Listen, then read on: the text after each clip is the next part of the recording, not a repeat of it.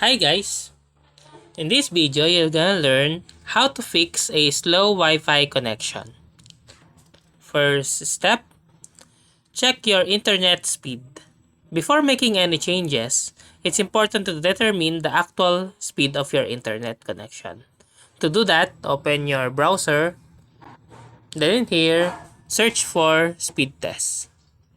Then, tap run speed test for your Wi-Fi connection.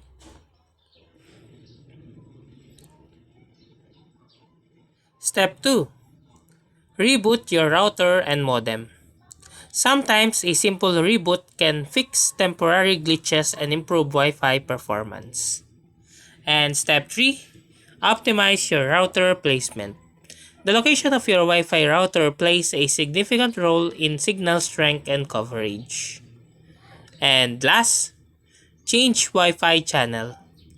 If you live in a densely populated area or an apartment building, other Wi-Fi networks may be causing interference on the same channel as your network.